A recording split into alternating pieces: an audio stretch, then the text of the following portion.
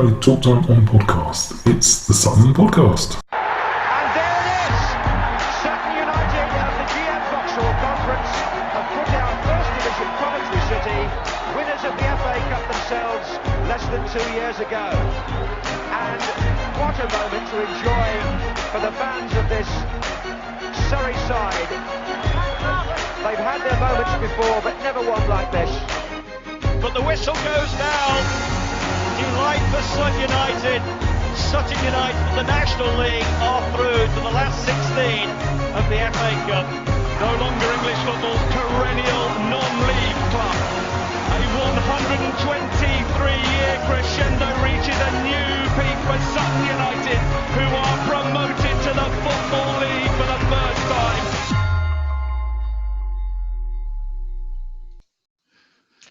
Hello and welcome to tonight's episode of Sutton United Talk Time on podcast. I'm calling it the midweek treat. Don't know if that's going to stick or not, but anyway, that's what it's called for now.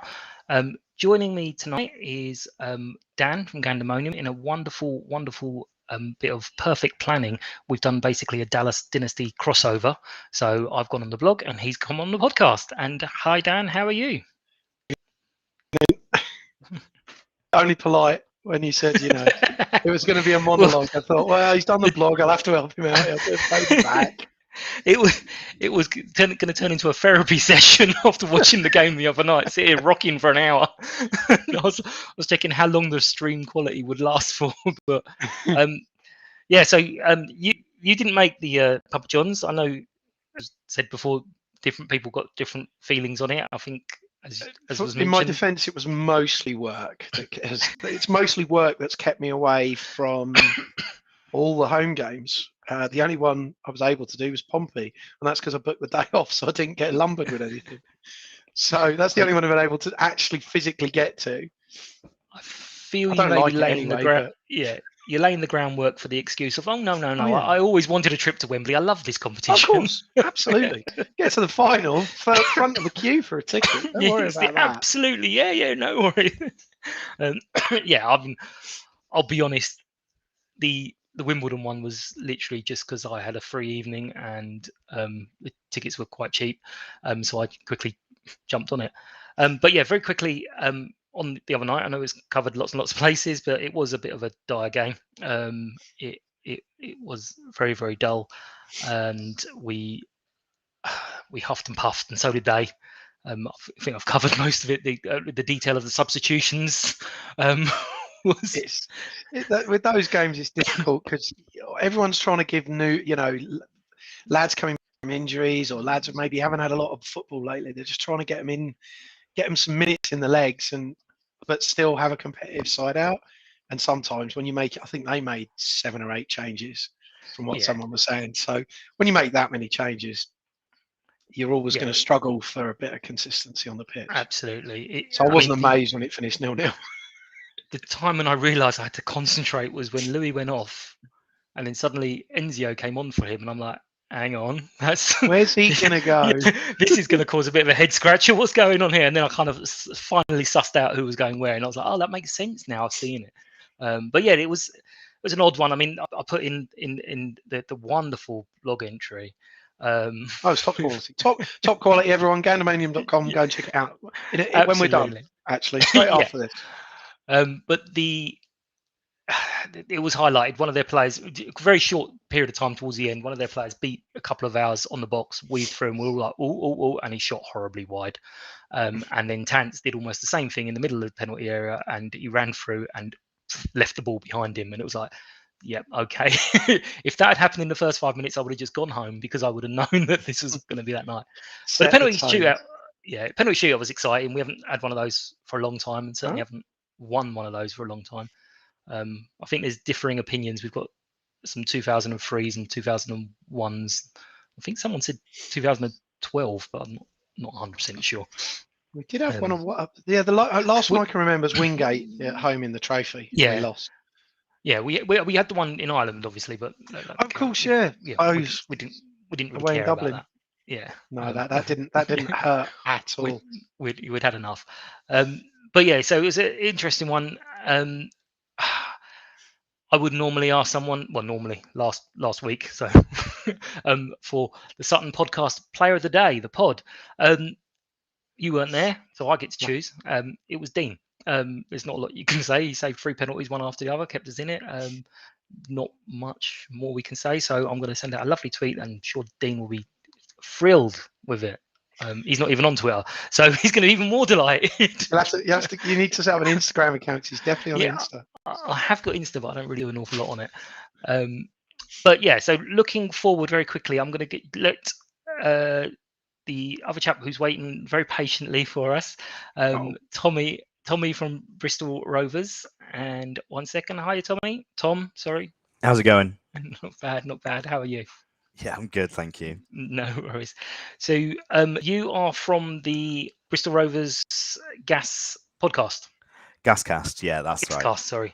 And just a little bit, I sent him a message saying I was going to be live, so you better brush your hair. And then only afterwards did I realise that he doesn't know who I am and he doesn't know why I say I brush my hair on these things. So it's completely wasted when text joke.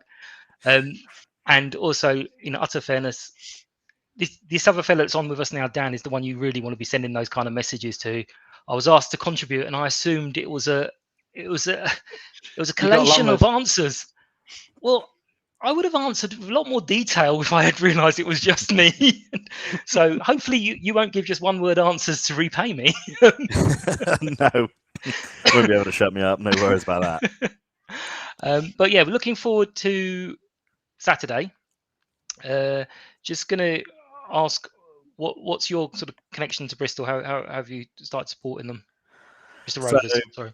Yeah, born and bred Bristolian. I've only been a season ticket holder since about 2016 when I stopped kind of playing football myself. Not to any good standard. That's not me bragging or anything. I just, watching football on a Saturday and playing on a Sunday, the missus wasn't going to have it. So now I'm a bit too old for the football. So it's just pure Rovers. And, in Bristol, kind of South Bristol is more them, and North Bristol's and kind of East Bristol is more Rovers. So I'm from East Bristol, so it's always going to be Rovers. There's never any doubt on that one. Well, to be fair, Dan and I are probably only season ticket holders from a season or two before that, because Sutton didn't really do them that much before that. Is that right? Yeah, well, I never really bothered until sort of probably 2005 or something. Oh yeah, so just because it was non-league and it was 10 quid, so no one bothered. You got like one free game and that was it. So no one bothered. Yeah. Then they did a £99 offer, and it was like, and everyone was like, yeah, I'll have that. So how's the season going so far for you? Mixed bag, I'd say. We had obviously we were relegated from League One last season under Joey Barton. How much of that actually was his fault is, very much up for debate. We went through 3 managers last season, so I think he got a bit of a hospital pass with the squad he inherited. He decided to tear all that up in the summer, so it was always going to be kind of a slow start for us. But we have shown in like fits and starts that there's a really good team there. We're really good against the teams around us, but then anyone kind of above about 10th, we just absolutely fall apart. It's which I mean is great news for you guys. Yeah, I'm liking this so far. Yeah, but the FA Cup, I mean, has probably produced one of our best performances. We went away to Oxford and we kind of scabbed a bit of a draw there, to be honest. But the home game, Tuesday night under the lights, that's the FA Cup I really enjoy. We're 3-1 down going into the second half of extra time, thinking this is pretty much it. A lot of my mates had gone off to the pub, came back, won it 4-3, just unbelievable pandemonium. Going back to the pub after, seeing my mates absolutely heartbroken because they've just missed one of like the best comebacks of all time. So from my perspective, I kind of separate the cup from the league, and if I look at just the cup, yeah, we've been great, but the league, not so much. After that Oxford game, we had Tranmere at home. We were 2-0 up, and we let that slip to 2-2. We went away to Salford, 1-0 up. They had 2 men sent off. We contrived somehow to draw that 1-1, and then just gone, we played Forest Green away and had the inevitable 2-0 defeat. So form-wise, not great, but I'm fully separating league from cup, and cup we are absolutely amazing.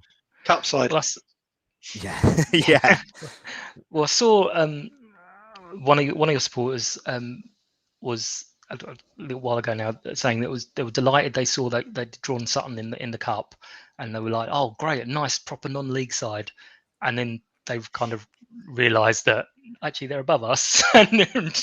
yeah. Suddenly, I made the exact same mistake. I was like, oh, if we can get past Oxford, then we.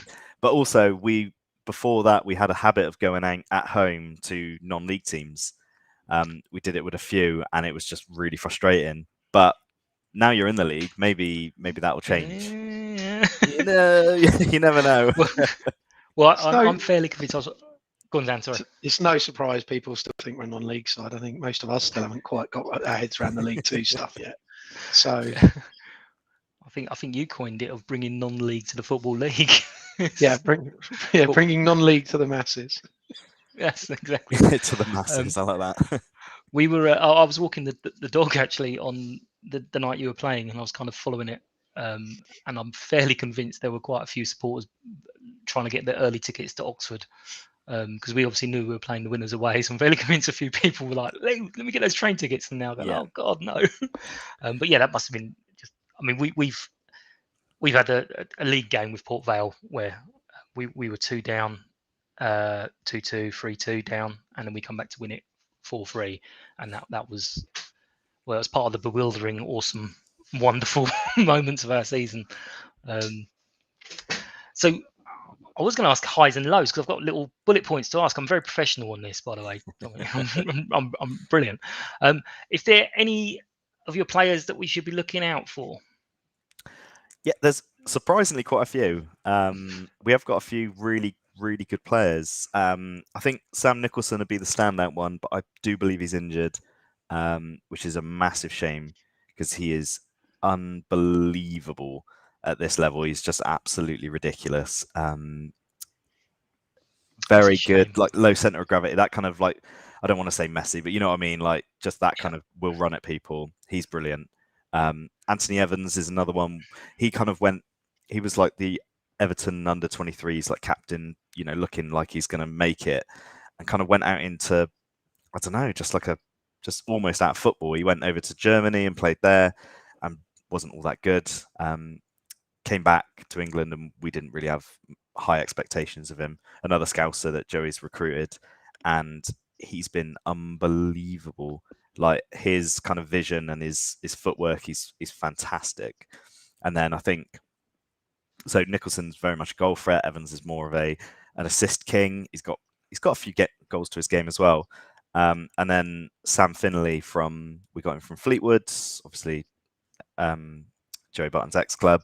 He is way too good for this level. Proper terrier in midfield, and he's got an eye for a pass. He can kind of do a bit of everything, and he's popped up with a couple of goals. He scored one of the ones against Oxford. So I'd say those are like kind of the real standout players for us, and it's no surprise they're all fairly attacking players because our defence is leaky as hell.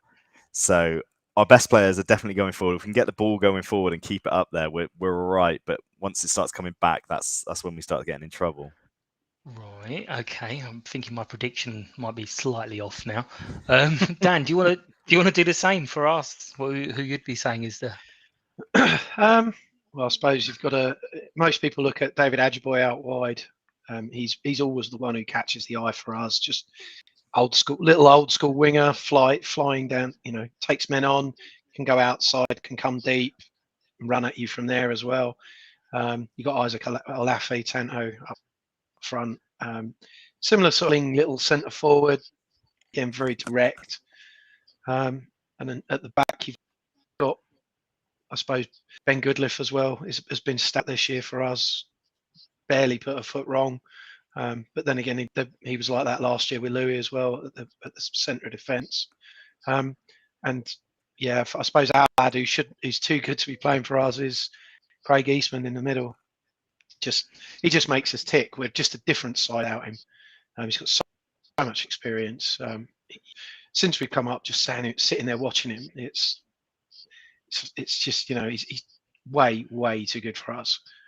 But he's too old now, so no one will buy him. Well, speaking of old, we've got Glenn Whelan. Remember him of Stoke fame? Oh, We no. got him in the middle. He is ancient. He is really old. Yeah, I was going to say Johnny Williams didn't do too bad against us either, did he? Yeah, ripped us a new one for Swindon. So, but then again, he's a different level, wasn't he? Yeah. So I certainly don't know an awful lot about Joey Barton, other than what you heard as a player. So obviously going into management, you kind of think, oh God, that's going to be an interesting one. Does he do many press conferences with the French accent, or? Like, he hasn't even come up with like a Bristolian accent yet. Has he He's not? still like pure Scouse. So give it a few months maybe, because he is living in Bristol. So maybe he'll kind of come with it. But so when he was at Fleetwood, he got them into the playoffs on obviously quite a limited budget, and that kind of caught the eye of a few people. He was out of work when we employed him, and I think because he'd fallen out with his ex-chairman over Ched Evans. So he kind of was out of work. We needed a manager because we just sacked Paul Tisdale, and he was the man for the job, kind of thing. His management style is abrasive. He's not afraid to call people out in the press. So last season, like I said, we got relegated. He kind of joined after January, so we had no chance he could make any changes. So he stuck with those players, and he made a point of calling several of them out publicly in his press conferences. And I'm kind of like, is that, you need to motivate these lads to keep us up, and you are slagging them off quite harshly. Max Amo, who's gone back to Gillingham, was probably the biggest one he pulled up, and he's done it again this season. He's not. It's a fine line between calling people out for bad behaviour and then just kind of scapegoating them. I think that's what he did with Amo last season. This season, Luke Thomas, we've got him on loan from Barnsley. He's extremely gifted as a footballer. He's just not really at the pace of the game at the moment. He's shown bits and bobs. He's obviously got talent, but he's not been there. And Barton came out, what are we on today, Wednesday, last week, basically slagging him off, just saying his attitude's terrible. He's barely been in shape. And we tried to ring up Barnsley to send him back before the season started, but they wouldn't pick up the phone, so we're stuck with him. And I'm thinking, if you're stuck with him, why are you slagging him off in public? So it's a very odd one. And obviously, he's got his court cases and all that kind of stuff. But even without that, some of his press conferences, some of his comments have been quite bizarre. He often talks about Rovers being his Everest. He loves his analogies, especially around climbing. But he did make a very unfortunate comment, or very stupid comment, comparing one of our players' performances to a Holocaust. Oh, I saw that. Yeah, that made the Nationals. That upset a few people. That upset quite Funny a few enough. people. Yeah, because is it Carlton Cole's done it this week as well? Oh God! But he kind of, you nip it in the bud. You apologise straight away when you've done something like that. You say, "Do you know what? That heat at the moment, blah blah blah. I'm really sorry." He let it go on for like a week till his next press conference, and I was like, "What are you?" It's like he's doing it to antagonize people intentionally. I've never had such stress thinking about what's going to come out the mouth of a Rovers manager. It's unbelievable. I mean, it's great for us. We've all got stuff to talk about, but still, oh my God. Well, we don't have anything like that. Like Matt. Matt's- Couldn't imagine him, could you? One of our players could. Matt's pretty laid back, yeah. I mean, literally, one of our players could come out and have a crap on the pitch, and Matt would absolutely defend him and say, "Yeah, he's a wonderful bloke." And he's totally different to that. You can't even imagine it. Wow. But yeah, I'm sure it doesn't help the listening. I know he likes to shout on the touchline, so I don't know. It could be quite interesting on Saturday. Yeah. If it gets a bit feisty. Yeah, he's certainly he likes to shout, he's one to get involved with the other bench as well. I'm against Salford actually. One of the players at the first sending off was kind of one of those where he kind of slightly overreached, a little bit out of control, over the ball a little bit. It could have gone away with a yellow, but the referee's seen it. He's obviously got a better position than I have. And as he's coming off, Joey's saying you can see him motioning to him like, "Oh, I don't think that was a red," because obviously he was such a dirty player anyway. He was just like, oh, you know, like, oh, and I thought he was just winding him up, and that's the kind of manager he is. I think the best thing I've seen Barton do on the touchline was against Oxford. We're 4-3 up, just holding on. There's a couple of minutes of extra injury time left, and the ball comes over to him, and he just absolutely leathers it into the crowd as far as he can kick it, and then he gets booked, and he didn't care. He's just wasted another 30 seconds. It was fantastic. I could see R2 doing that. Yeah, to be honest. I was just thinking. I'm not sure he's going to want to get too tangled with our bench, considering you got both grizzled old centre backs. Yeah, the Mitchell brothers. Bald. Yeah, he might take a second look and go, "Nah, you're." Yeah, right. there could be a bit of barking and then sort of a. Yeah, no, there's nothing I like wrong my with a bit teeth of where they shout. are. Yeah. So, what I like to do, or I've done, as I say, 1 week now, so it's now tradition. I have a little prediction. Last week, me and my guests were way off. I already said for you 1-0 to us, which talking about the leaky defences and what the good strikers I'm very much want to go back on, but I'm going to stick with my 1-0. Dan, what's your prediction? I don't know. It's one of those. It's typical. This is the thing. It's one of the ones like that. They've had a couple of good results in the cup. They've had the good result in the cup over Oxford.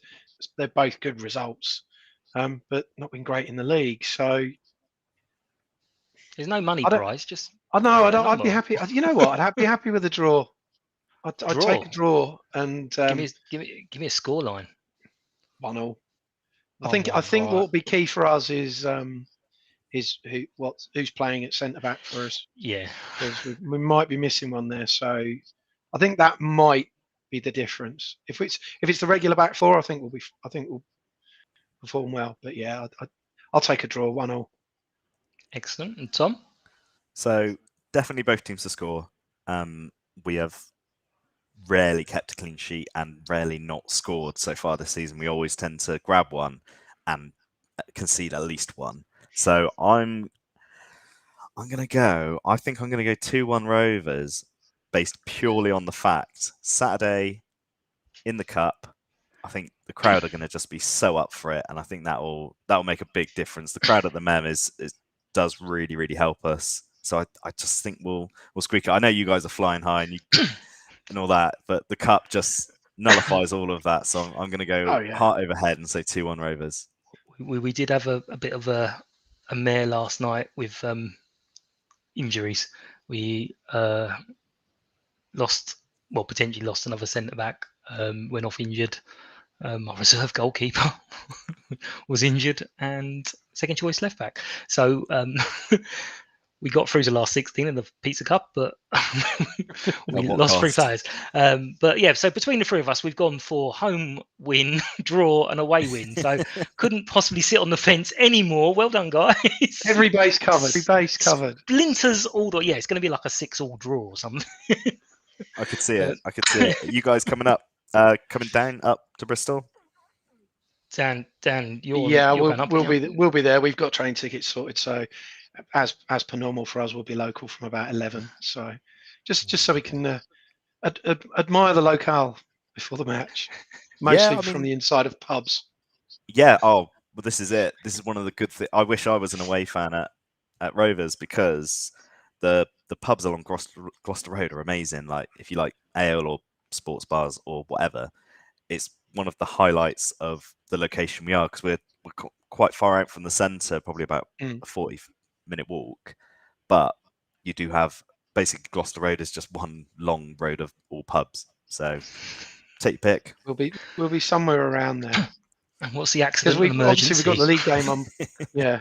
We've got the league game on Boxing Day, so everyone was kind of, getting down there is going to be a real pain. So the day out kind of thing was a bit in the balance, but then got you in the cup, so everyone's like, who cares about Boxing Day now? Just turn up, drive down, get in and out. This one's out. Yeah. Excellent. Well, gents, thank you very much. Thanks to everyone for listening. I'm just going to do the end video, which obviously people listening aren't going to see that, so I don't know why I say it's a video.